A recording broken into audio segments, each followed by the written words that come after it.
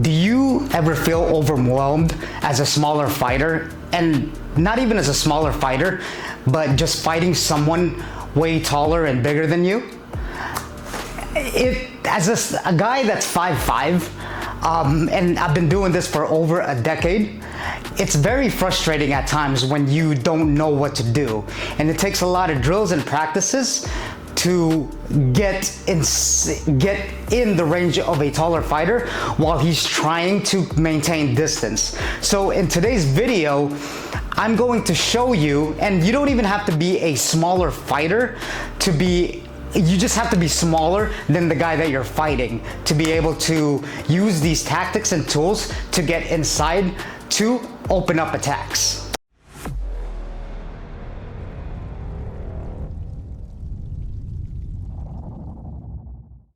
What's going on, guys? Welcome back to my channel. Welcome back to Sicat Kickboxing Club. My name is Chris. If you haven't done so yet, please like, only if you're getting value out of this video, subscribe to my channel, and share this with anyone that wants to learn the art of kickboxing. I've been doing this for over a decade with high-level fighters, and I've coached, cornered fighters, and also check out my podcast. You could really get a lot of value out of that. I have fighters from the UFC at high level to hobbyists to just your everyday regular practitioners, because quite frankly, combat sports, contrary to popular belief, is for everyone, especially kickboxing. Let's get right into it. So today I wanted to talk about three tactics and strategies that you can use as a smaller guy to be able to get inside to open up attacks. Okay, so I'm gonna get right into it.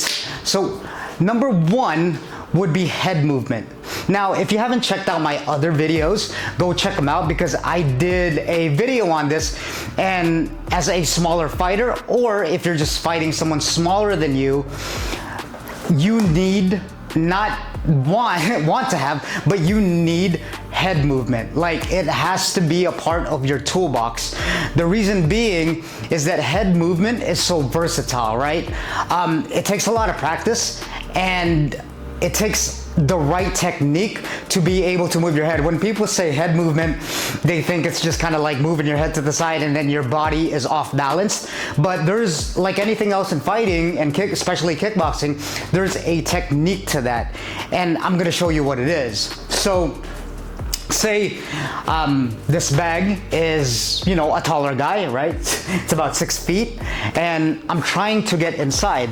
So what a taller fighter is what he's naturally gonna do is he's gonna try to jab or teep you or use his long legs to pretty much keep you out of distance, especially if you're like an aggressive fighter. Okay, that's why you need that head movement and not just block to be able to get inside.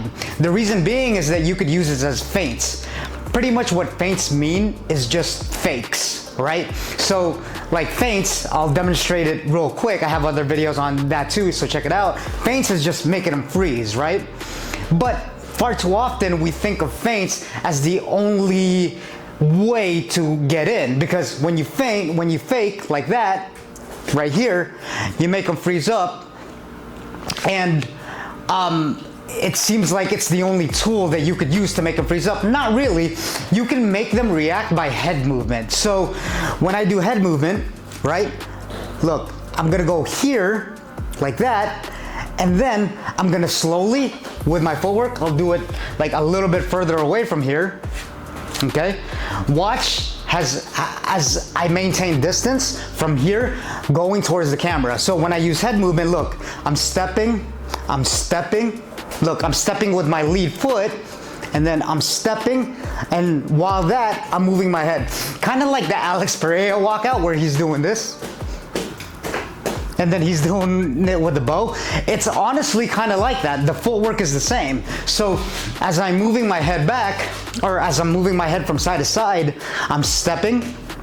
See, I'm stepping while I'm moving my head, right? Look, boom. And then I'll move side to side. Step, see? Step with the lead foot, step, step. Now, what head movement does, besides dodging punches, is that it gets your opponent to react. And with high-level fighters, that's pretty much literally what, to break it down into simpler terms, that's what they're trying to do, okay? They're trying to fake their other opponent out so they can do those attacks. As beginners, we just want to look for the knockout, and then we think just doing a combo to overwhelm them is enough. But no, you have to make your opponent react, to make them freeze, to make them do certain things, to get that data and information, okay? And I did a video on head movement, so go check that out, because I want to go over the other two that will help you get inside a bigger fighter, okay? Get inside the range of a bigger fighter. So the second one that I want to talk about is actually feints, right? I've made a video about this because I can't stress it enough. I know for some beginners, it's the boring part of what you learn, like, oh, you just want to go hits and you want to come forward, you want to run straight in a line. Even that, running straight into the line, which I forgot to mention in my head movement. Look, with head movement, you're taking an angle, right? As I'm coming forward, look, see? And then if he punches here, boom, boom. You see that? But talking about feints, you're making them freeze to get data. So that's going to be pretty much the framework of this video, is that you want to get data and information, right? So for example, if I feint, right, pretend this is a fighter, if I feint, boom, feint with a jab, feint with a kick, right?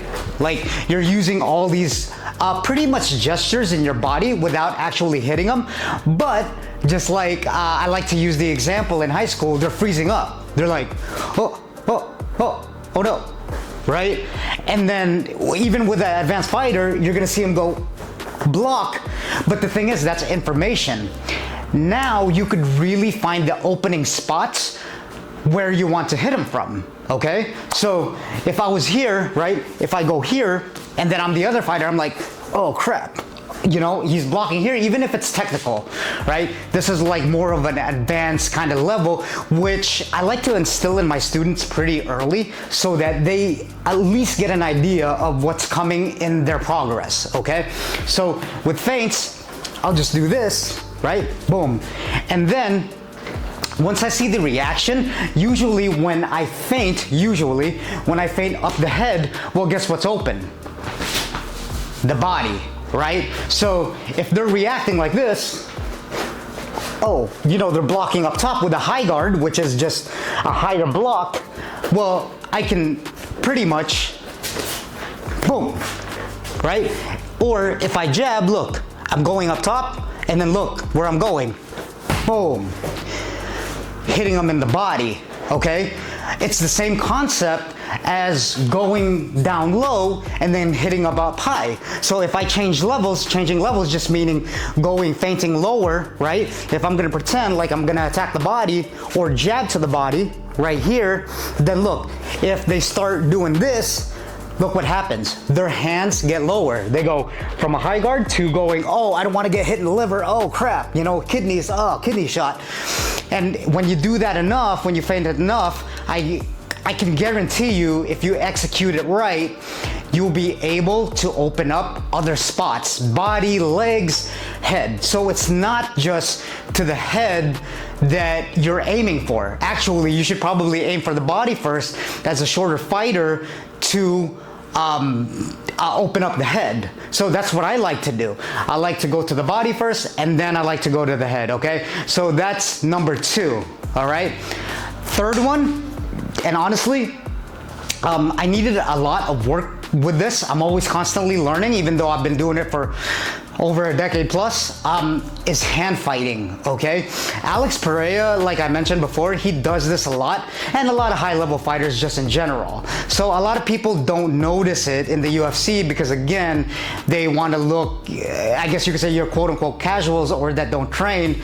They want to look for like the knockout, right? They want to look for heavy combinations, and there's nothing wrong with that, okay? That's what you're supposed to do when you smell blood in the water, like I like to mention. Blood in the water, just meaning that your opponent's tired and he can't put on a poker face anymore to show how tough he is, to show that he's not phased. All right, so the hand fighting is going to be just this. Look, pretend that I'm the other guy. So all I'm doing, right, say if I'm your opponent, all I'm literally doing is grabbing like the wrist and the hand, right? You see that a lot, especially from like Conor McGregor. He's probing, that's what it's called. He's probing, he's gauging, and it's almost like he's trying to get data and information to see what the other guy does with his hands. Also, it's also a great frame to jam the hands, meaning like say over here, right? I'm going to jam it to my body, and look, my hand's literally disabled if I do that.